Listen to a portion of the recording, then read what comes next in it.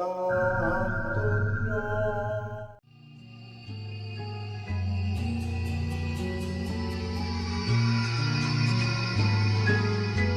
antara berjenis makhluk halus, ada satu dari golongan jin yang memiliki kemampuan khusus dalam mencuri uang. Bentuk fisiknya mirip anak kecil dengan kepala pelontos, dan mempunyai karakter juga seperti layaknya anak-anak, yaitu suka bermain dan usil. Sosok ini dikenal dengan nama Tuyul.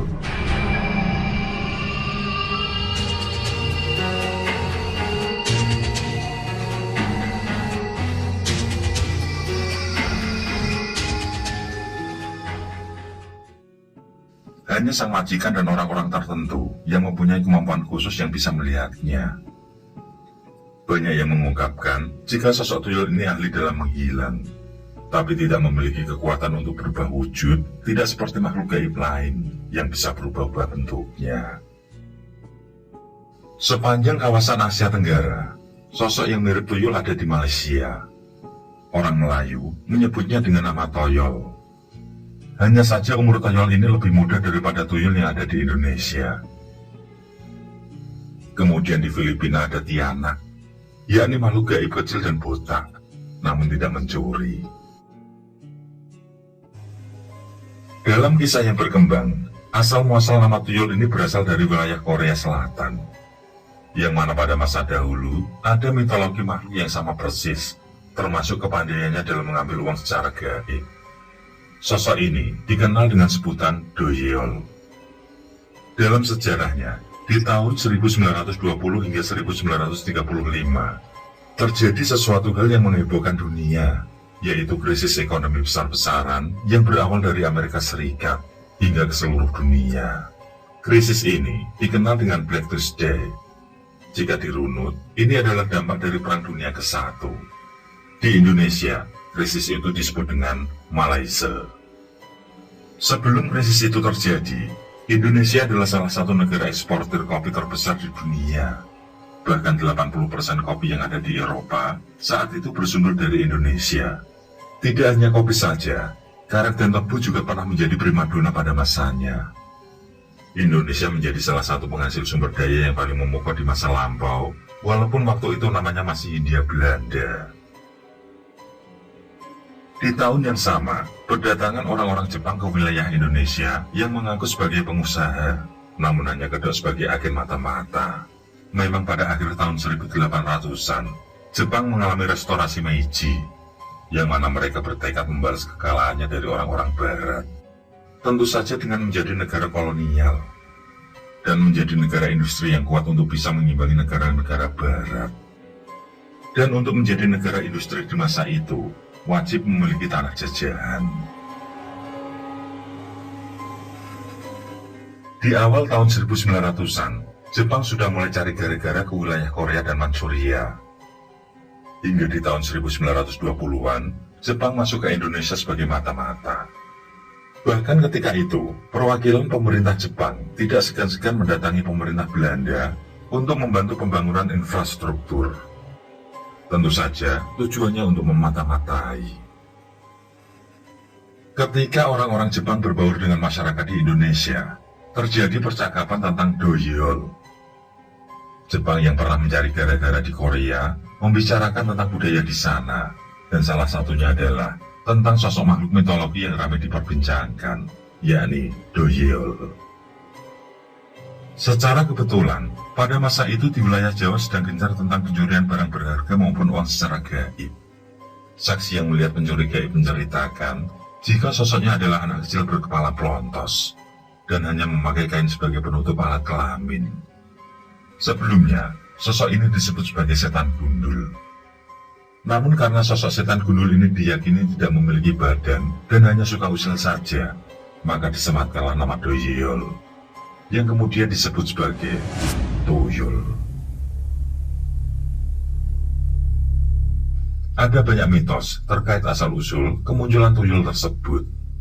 Salah satu mitos yang paling dipercaya adalah tuyul ini berasal dari janin yang meninggal saat dilahirkan. Ada pula mitos lain yang menyebutkan jika berasal dari janin yang digugurkan oleh ibunya.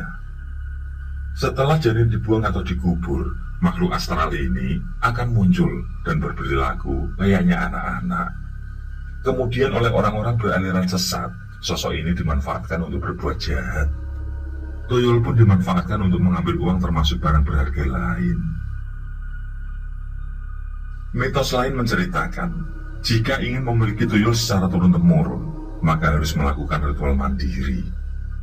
Caranya adalah dengan mencari tanggal kematian dari seorang bayi yang meninggal dalam kandungan. Kemudian menyediakan air pancuran, janur kuning 3 helai, rambut 9 helai, dan 1 gentong air dengan menyalakan lilin di atasnya. Setelah itu, memasukkan kepiting air tawar di dalam gentong. Selanjutnya, duduk bersila dengan telanjang di depan gentong air berisi air yang sudah ada kepiting, sementara air dari pancuran terus mengucur. Setelah itu, membaca mantra. Tak cepake bulananmu, tak sogati pekarpanmu. Mrene udah di anakku. Ojo nesu, ojo melayu, yen ora podo karo kekarpanku lan kekarpanmu. Iki aku, sing arep dadi bapakmu.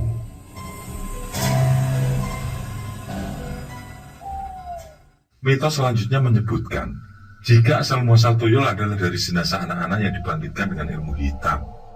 Setelah itu, sosok tuyul ini pun bisa diperjualbelikan. Siapa saja yang membutuhkan harus menembus dengan harta yang tidak sedikit. Makin hebat seorang dukun, maka mahar yang dibayarkan akan semakin mahal pula. Seseorang yang membeli tuyul akan melakukan sebuah ritual kerjasama, dan sang dukun akan membantu sebuah ritual itu dari awal hingga akhir. Setelah ritual selesai, tuyul ini pun akan mengikuti pemilik barunya. Adapun syarat yang wajib adalah menyediakan tumbal dari keluarga perempuan untuk menyusui tuyul. Sang tuyul hanya makan dari susu ibunya dan tidak bisa diwakilkan. Makanan tuyul merupakan darah yang diperoleh dari menghisap payudara, atau bisa juga melalui ibu jari kaki. Apabila sang tumbal tidak mau menyusui tuyul, itu artinya sudah melanggar kontrak yang berakibat tuyul marah. Seluruh harta yang pernah diambilnya pun dimusnahkan. Selain itu, kemungkinan terburuk adalah sang majikan akan meninggal secara tidak wajar. Konsekuensi lain adalah akan miskin sampai 7 turunan, karena diyakini dari aliran rezeki 7 turunannya itu sudah diambil oleh orang tuanya. Sedangkan kontrak yang berjalan antara majikan dan tuyul akan habis hanya jika sang majikan meninggal dunia. Tuyul yang sudah diadopsi tidak lantas sembarangan mengambil uang. Akan tetapi uang yang diambil sesuai dengan nominal kontrak di awal. Misalkan majikan membayar dukun dengan perjanjian uang 100.000, maka nantinya sang tuyul akan mengambil uang 100.000 saja, bukan uang dengan nominal yang lain.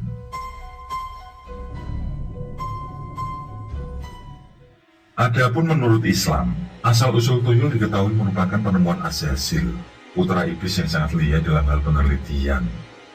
Dengan memanfaatkan penjelasan dari kitab suci Al-Quran tentang proses regenerasi manusia, yaitu sperma, kemudian segumpal darah, segumpal daging, hingga sempurna dengan otak dan lainnya.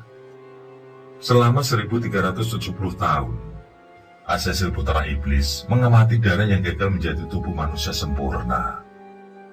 Hingga akhirnya, Azazil telah berhasil menciptakan satu makhluk sebagai anak buah barunya. Sosok ciptaan Azazil ini berasal dari segumpal darah atau segenggam daging, hasil dari aborsi anak-anak manusia yang penuh dosa. Janin yang belum memiliki roh ini kemudian diisi oleh para jin dan setan dari kelompok Azazil, yang tujuannya untuk menyasarkan orang-orang yang mengalami masalah ekonomi. Makhluk itulah yang kemudian dikenal dengan nama tuyul. Bagi manusia yang lupa pada Tuhannya, tentu akan sangat tergiur pada kemampuan tuyul dalam mencuri uang. Dengan bantuan hantu kepala buta ini, dijamin akan bebas dari hutang dan menjadi cepat kaya. Di Indonesia, ada orang yang memiliki pandangan khusus tentang orang-orang yang memelihara tuyul. Ciri-cirinya pun bukan menjadi rahasia umum lagi. Di antaranya adalah, kalau makan malam biasanya selalu disisakan, dan juga tidak boleh mencuci tangan setelah selesai makan. Tujuannya adalah untuk dijilati tuyulnya saat hendak tidur. Ciri berikutnya adalah sang majikan tuyul sering berjalan dengan kedua tangan di belakang punggung, seolah-olah dia sedang menggendong sesuatu, dan sering berkeliling kampung atau komplek guna melakukan survei lokasi untuk rumah calon korbannya. Menurut cerita, sebenarnya ia sedang menggendong tuyulnya. Dan ciri yang lain adalah satu rumah yang memelihara tuyul banyak warna. Karakternya yang seperti anak-anak membuat tuyul menyukai warna-warni. Dan biasanya di kamar sang majikan ada sesajen yang digunakan untuk ritual. Dengan ciri-ciri tersebut, orang-orang di sekitar yakin jika harta melimpah yang dimiliki adalah hasil dari campur tangan tuyul. Sedangkan untuk menangkal tuyul, ada beberapa cara yang bisa dilakukan. Di antaranya adalah 1. Sebisa mungkin untuk tidak menyisakan makanan di piring atau membiarkan makanan terbuka di malam hari. Hal itu akan mengundang kehadiran sosok tuyul yang lewat mencari mangsa. Secara fisik, makanan tersebut terlihat tetap utuh, namun sebenarnya telah dijilati dan dihisap saripatinya oleh si tuyul. Cara kedua adalah, ada baiknya jika memelihara kepiting air tawar di wadah atau akuarium. Seperti layaknya anak-anak, tuyul sangat menyukai mainan. Dan kepiting air tawar adalah salah satu mainan favorit tuyul. Ketika masuk ke dalam rumah, maka dia akan asik bermain dengan kepiting tersebut, sehingga lupa tugasnya untuk mencuri uang. Cara yang ketiga dalam menangkal tuyul adalah dengan meletakkan bawang putih dan jahe di dekat uang ataupun perhiasan. Dipercaya jika mencium aroma bawang dan jahe, tuyul akan memilih pergi daripada mengambil uang di depan matanya. Bisa juga meletakkan cermin dan jarum di sisi uang. Pada saat melihat cermin, tuyul akan terkejut melihat wajahnya sendiri. Sedangkan cara keempat dalam menangkal tuyul adalah jangan menaruh patung di dalam rumah, karena jin menyukai bahkan bisa menjadikan patung itu sebagai rumahnya. Namun sebagai orang yang beragama dan beriman pada Tuhan, hal utama dan cara yang paling baik adalah tetap berpegang teguh dan hanya meminta perlindungan dari Allah Subhanahu wa Ta'ala. Bila tidak rajin beribadah, rumah akan dipenuhi aura negatif dan membuat serangan-serangan gaib tidak masuk ke rumah, termasuk sosok tuyul ini.